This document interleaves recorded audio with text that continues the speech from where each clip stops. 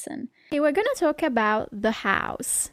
So the word for house and home in Italian is always casa, ending with an A, so it's likely that it's feminine, and it happens to be feminine.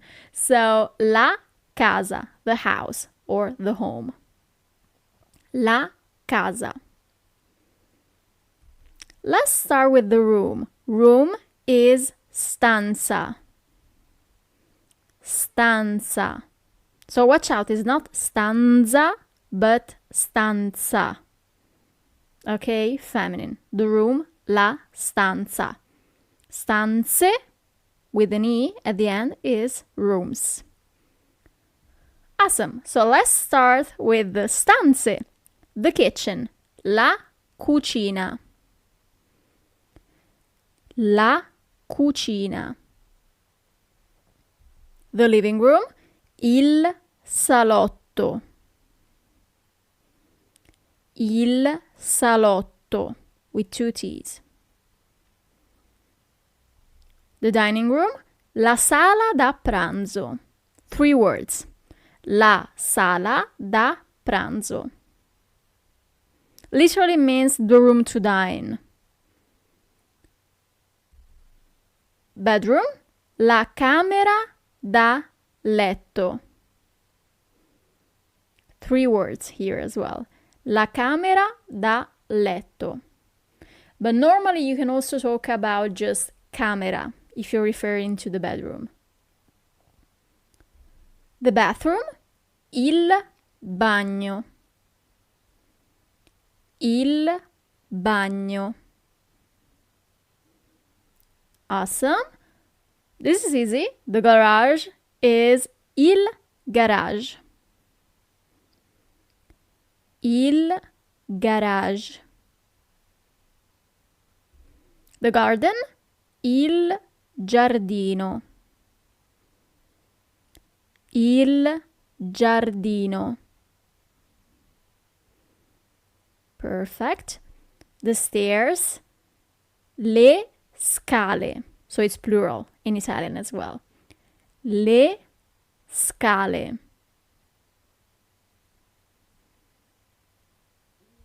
The floor. Here we have 2 possibilities because, in English, floor can refer to the different floors of a house or the floor in a room, for example. So if you're talking about the floors of your house, then you need to use piano. In my house there are 3 floors. Nella mia casa ci sono 3 piani, plural. So piano refers to the different floors of a house. And of course, piano is singular. Plural of piano is piani. If you're talking about the floor of a room, for example, then you need to use pavimento. Il pavimento. So piano, the floor of a house, so first floor, second floor, third floor. Il pavimento is the floor of a room or several rooms. Okay? The ceiling, il soffitto. Lots of doubles here. Il soffitto. The door, la porta. La porta. The window, la finestra. La finestra. For lamp, here as well we have 2 options, because if you're talking about the big lamp that you have on the ceiling in a room, then you need to use lampadario. The lamp, il lampadario. If you're talking about a small lamp that, for example, is in your living room, that create like a corner for reading, or the lamp on your night table, then it's lampada. La lampada. So lampadario is masculine and refers to the main lamp of a room. Lampada is feminine and it refers to the small lamps in a room. Okay? Awesome. So then we have the clock. Orologio. Orologio. Masculine word beginning with a vocal. So the article is L apostrophe. L'orologio, the clock. But it can also mean the watch. There is no real difference. If you want to do the plural, gli orologi. Okay, perfect. Then we have the television. As in English, we have two possibilities. A long one, televisione. Televisione, feminine, la televisione. Or short version, TV. Because remember, letter V in the Italian alphabet is read as V, not as V. So, TV. La TV, the TV. Perfect. The bed, il letto. Il letto. Awesome. The wardrobe, l'armadio. Masculine. L'armadio. The fridge, il frigorifero. Il frigorifero.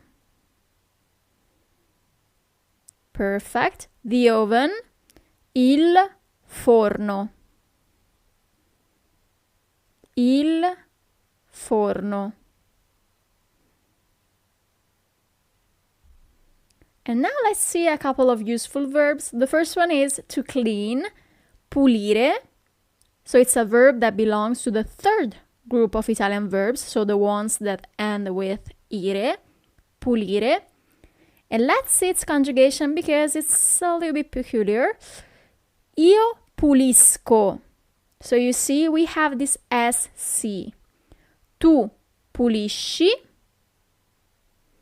Lui, lei pulisce. Then it becomes regular again. Noi puliamo. Voi pulite. And then it changes again. Essi puliscono. Okay? Another useful verb, lavare, to wash. It belongs to the first group, so the group of the verb that ends with are, and it's completely regular. So, io lavo, tu lavi, lui, lei lava, noi laviamo, voi lavate, essi lavano. Okay? Awesome. So let's do an exercise. Here, what I'm asking you to do is to describe your house. So you can start, for example, your description with, in my house there is or there are. Of course, the description has to be in Italian. So the beginning that I wrote here is in English, but just because I want you to translate that one as well. Okay? I recommend you to write it down and then to read it out loud. Once you have finished the description, please resume the video. Okay? And here's an example.